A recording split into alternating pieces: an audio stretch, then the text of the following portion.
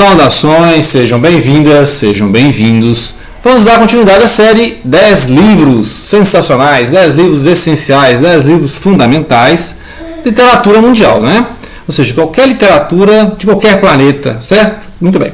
Nós temos uma lista que foi enviada pelo Robson, que é um amigo do Robson, que é o Leon Cavanellas, né, se eu não me engano. Cavanellas, que mandou uma lista aqui, ó, Os Miseráveis, Trabalhadores do Mar, Memórias Póstumas, Morte de Ivan Ilitch, Ana Karenina, Apanhador no Campo de Centeio, A Brincadeira, Tuareg, Pássaros Feridos e O Náufrago. Não li todos, inclusive tem dois aqui que estamos lendo, né, para gravar um vídeo, porque são obras de personagens marcantes, né, então obras assim que precisa entender o contexto, né. Por exemplo, então vamos começar com Victor Hugo. Victor Hugo, né, nós já falamos dos Miseráveis, Miserables, sobre o João Valjean, Cosette, né, o Inspetor Javert, tá, essa galera assim, ó, os personagens do, né, o Mário lá, o Revolucionário e tal. Os Miseráveis é aquela questão, o próprio Victor Hugo explica isso na outra obra dele, Os Trabalhadores do Mar, que está aqui na lista, né?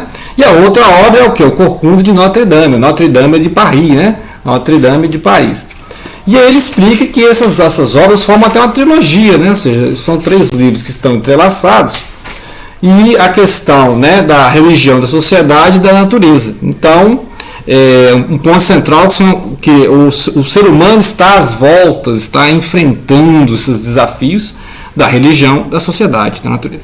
Então ele fala da religião na Notre Dame de Paris, depois os Miseráveis, claro, ele vai falar da questão da exploração, né, da exploração da desigualdade social, então os Miseráveis, e neste livro vai falar do homem enfrentando a natureza, né. Na primeira parte, então os Miseráveis, a gente vai fazer um painel imenso dos Miseráveis, tem como resumir em 2 minutos aqui, né. Então, Os Miseráveis, essa aqui é uma das capas, né, mais recentes, vai contar a vida do senhor João Valjean, que foi um prisioneiro, né, que roubou um pão, estava com uma gente de fome, roubou um pão, e aí ficou preso, e depois ele foi libertado, fugiu e tal, e aí conseguiu, em suas aventuras e desventuras, virar prefeito de uma cidade, mudou de nome, né, e tal. Isso é só o início da história, que a história eu fiquei 6 meses nos Miseráveis, né. Aqui no Trabalhadores do Mar, que estamos começando a ler, estamos no início, né, mas já dá para entender a história. A história, de início, ele vai apresentando uma ilha ali no Canal da Mancha, entre França e Reino Unido, certo? Onde ele se exilou, porque o Victor Hugo sempre mexia com política, né? Então, esses grandes poetas, grandes pensadores, grandes escritores se envolvem politicamente, então ele tem problemas políticos. E aí ele se exilou nessa ilha lá no Canal da Mancha, tal, que é Guernesey, né? Não, Guernesey. E aí ele vai contar a história do Gillian, conta desde a mãe do Gillian, como é que ele chegou na ilha, né? As dificuldades de adaptação, como é que ele é visto diferente pelos outros, Gillian. E aí começa essa primeira parte, só o Gillian aqui, que mora numa casa assombrada, você vê, e aí todo mundo tem medo, tem aquele vizinho, sempre tem aquele vizinho estranho, né? Então o Gillian seria esse vizinho estranho, né? Então ele é um cara que gosta do mar, gosta de ficar na praia, gosta de ver, né, a maré subir, a maré descer, e é uma pessoa que todo mundo olha assim, esse cara é um feiticeiro, esse cara tem pacto com, né? E aí mostra que não, você vê, o pessoal tem esse preconceito com ele, mas ele tem vizinho que ele até ajudou, né? O cara estava se afogando lá na praia, ele foi lá e salvou o cara. Então você vê como é que é. Na parte segunda, aí sim a gente vai apresentar com um cidadão chamado Mess Lethierry. O Mess Lethierry vai ser um homem que trabalha com navegação, né? Aí você começa a trabalhar mais essa questão, ele vai entrar na linguagem, me lembrou muito quem? Moby Dick, do Melville. Moby Dick do Melville tem essa questão também, né? Do homem do mar, os nomes das embarcações, das partes das embarcações, né? Então é interessante essa questão me lembrou muito Moby Dick, que é o Homem no Mar, né? Os livros do Jack London também, o Homem no Mar. Então é interessante isso, o Conrad, né? Tem os Homens ao Mar. E aí ele vai mostrar agora como é essa ideia do homem que quer fazer uma navegação, né? Etc. E vai mexer com o navio. E aí esse navio vai encalhar na praia. Então nessa parte, na parte 60 e poucos. E aí esse vizinho, que o pessoal não leva muito a sério, não gosta, acha estranho, vai se oferecer para salvar um navio, né? Então é uma coisa assim. Então fica aí a dica, Trabalhadores do Mar, que eu acho interessante, é bem descritivo, muita descrição, muito poético, né? Fica aí. Então vamos para o próximo, A Morte de Ivan Ilitch. A Morte de Ivan Ilitch, que é do Leon Tolstói, ou Lev Tolstói, né? Liev Tolstói, E nós já falamos em outro vídeo que é o cidadão comum, funcionário, que tem uma vida comum até quando ele começa a morrer, né? Então ele vai ter, assim, vai ficar acamado, vai ficar pensando na vida, na morte, né? Então vai mostrando aqui a condição humana, mas ninguém quer morrer, né? Então basicamente essa é uma obra densa de uma coisa, podemos dizer, simples, porque não tem um enredo basicamente, a não ser que ele mostra uma vida comum e essa vida comum finda em agonia, né? Então é triste por isso, mas ninguém quer morrer, né? E a morte de cada um é a morte de cada um, né? Então ninguém compartilha da morte do outro. Então, por mais que seja simples, né? Um cidadão, a gente sofre com a morte, né? Mas a morte dele, não é a minha morte, por exemplo, né? Então, a gente fala assim, antes ele do que eu. Então, essas problemáticas, né? Mas isso foi importante para o Tolstói escrever suas obras-primas. Por exemplo, Ana Karenina, depois o Guerra e Paz, né? Ana Karenina sempre é aquele negócio do romance do século XIX. Tem que ter uma infidelidade, geralmente fidelidade feminina, né? A mulher que vai trair alguém, e vai ter um duelo que muitas vezes é resultante disso, né? O marido vai descobrir que ele está sendo traído e vai propor um duelo lá com um amante e tal. Então, também está na lista aqui, vou ler, está aqui na mão, já está na mão da Ana Karenina, que é igual a Madame Bovary, né? Igual a Madame Bovary, Dom Casmurro, né? Primo Basílio, sempre tem uma mulher infiel na história, que a Ana Karenina é uma mulher que se sente, né, desconfortável, mesmo tendo luxo e tal, e aí ela vai arrumar um amante, e aí o marido, né, que é o Karenin, vai discutir. Então essa questão toda E é interessante que ele vai analisando a alma humana, que é aí que está pegado do Tolstói, né? Não é a questão do duelo, a questão da fidelidade, é só para começar a história, como diz o outro, né? Que aí depois ele vai analisar os personagens. Então, Ana Karenina, Memórias Póstumas. Memórias Póstumas também é outro que tem um personagem muito complicado, né? Que é o próprio Brás Cubas, né? Que é um cara que morreu e aí vai escrever a própria história, né? O cara morreu e agora ele vai escrever a própria história. Então, ele está dedicando o livro aos seus vermes, né? Então, depois podemos fazer uma leitura mais atenta. Assim, é um cara muito, né? Assim, não vamos julgar moralmente, mas é um cidadão complicadíssimo, né? E aí ele, ao contar a sua vida, mostra a cara de pau que ele tem, né? É o cidadão famoso cara de pau. E aí aqui, como ele já morreu, não tem nada a perder, né? Então ele vai mostrar bem assim, vai passar a limpo, né? A sujeira da vida, beleza? Então, clássico do realismo, foi aqui que o Tony Point, né, do Machado de Assis, que ele mudou do romantismo, ou romanticismo, para o realismo, né? Aí pegando ali um gancho no Zola, né, que vai o naturalismo, aqui tem um Curtiço, etc., do Azevedo e tal. Então, esse turning point ali no final do século XIX, beleza? Então lá,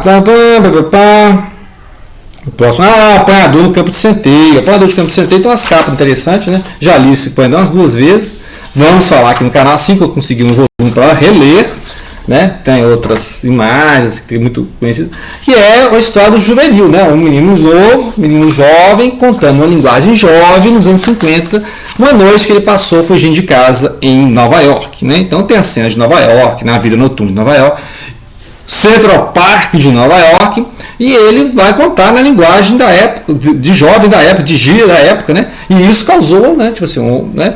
O Salinger nunca mais teve o sucesso que ele teve, né? Foi um autor recluso. Depois nós vamos contar os detalhes da narrativa, que é muito simples, né? Ele saiu do colégio, cismou que ia fugir de casa e foi lá despedir da irmã, né? Ele foi despedir da irmã, depois não teve coragem, tal. Aí mostra ele no Central Park, dando suas voltas, julgando as pessoas, mostrando a hipocrisia das pessoas. Vai visitar um professor também, dá mal entendido com o professor e tal, né? Depois nós vamos ler o Holden Caulfield, né? Se não me engano, Holden Caulfield. Tem muito tempo que eu li, acho que umas 2 vezes. Marcou a carreira do Salinger, tanto que ele nunca repetiu sucesso, né? Aquele autor assim que, né? Só lançou isso, não, ele lançou uns 3, 4 livros, mas o apanhador, que é o The Catcher in the Rye, né? The Catcher in the Rye. Muito bem, então lá, próximo agora a brincadeira. A brincadeira, eu já li uma vez, não me marcou muito. A brincadeira é a história de um cara que faz uma brincadeira na época que a República Tcheca, né? Tchecoslováquia era de um partido comunista, foi invadido, né? Assim, durante a Segunda Guerra Mundial, aí os russos implantaram lá um partido, né, comunista e tal, no poder, beleza. Aí, é um romance político? Não é um romance político, porque o cara faz uma brincadeira que desagrada os partidários lá, né, e aí ele é enviado, né, ele vai perdendo suas benesses no sistema e ele é enviado para um campo de trabalhos forçados. Então, a vida dele é destruída por uma brincadeira. Resumindo, né, assim que eu lembro de história, mas tem muita coisa, né? Agora, o que marca mesmo o Milan Kundera ou Milan Kundera, né? Que eu já vi as duas pronúncias, pode ser Milan Kundera ou Milan Kundera, é o Sustentável Leveza, né? Sustentável Leveza, que é muito mais denso, vai ter um vídeo sobre o Sustentável Leveza, que eu já li umas 3, 4 vezes para entender, né? Já começa citando Nietzsche, né? Foi a primeira vez que eu vi a palavra Nietzsche, foi nesse livro, lá no final dos anos 90, que é aí que eu fui ler, o que é esse tal de Nietzsche, né? Eu fui ler o Nietzsche, li praticamente 60% da obra do Nietzsche, né? Mas foi a primeira vez que eu vi a palavra Nietzsche, foi aqui nesse livro, então nós vamos falar que é a primeira frase, o eterno retorno é uma ideia misteriosa, e Nietzsche, com essa ideia, eu falei, pô, quem que é esse Nietzsche? Né? Colocou muitos filósofos em dificuldade. Então, tá aqui a dica, vai, né? A brincadeira, não sei se vou reler, né? Acho que vou ficar devendo para vocês a brincadeira que nem lembro muita história, sabe? Agora, esse livro aqui eu já li umas 3, eu acho que vou ler umas 5 vezes esse livro, tá bom? Tá, aqui, ó, capas da brincadeira. Capas, eu até separei para vocês verem aí, ó. Essa aqui é a capa que circulou muito, né? Que você pode ver que é da mesma coleção desta, né? Mesma coleção. Outras capas aqui, né? Da brincadeira. Muito bem. O Tuareg também está na lista do Robson, né?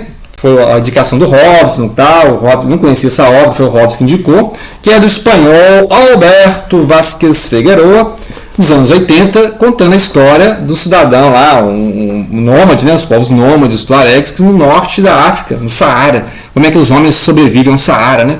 E vai mostrando essa questão da luta do colonizado em relação ao colonizador, né? Que vários povos da Europa colonizaram aquele norte da África, né? Principalmente espanhóis, italianos e franceses, fica ali alternando, né? Itália, França e Espanha ficaram ali explorando a região. E aí os povos ali, né? Muitas vezes a maioria ali é muçulmano, então imagina, outra tradição, né? Então tem esse combate, esse embate entre civilizações e religiões, porque é um outro povo, é um povo africano, e é uma outra religião, não é a religião cristã dos italianos, dos franceses, dos espanhóis, né? Mas povos católicos, né? Fervorosos. Então o Tuareg fica a dica, né? Eu li bastante do livro, assim, não entendi tudo, mas é interessantíssimo. A narrativa tem força, né? A narrativa forte, assim. Muito bem, outro livro que eu falo aqui, o Pássaros Feridos. Não li Pássaros Feridos, não pesquisei o Pássaros Feridos. Posso dar uma olhada. E o Náufrago, que eu não sei se tem um livro a ver aquele filme do Náufrago lá, que tem um cidadão que tipo o Robson Crusoe, né? Que fica lá na ilha, e aí vem uma bola de basquete, fica amigo da bola de basquete. Acho que é o Tom Hanks, né? Tom Hanks que tem esse filme, o Náufrago. Não sei. Então, desses aqui, a maioria eu li, né? Dois que estou lendo agora, que é o Ana Karenina e o Trabalhadores do Mar. Então, acho que tá na conta, né? Desses 10 livros. E não deixem de enviar a sua lista dos 10 livros, certo? Ou os 10 personagens marcantes, fique à vontade, né?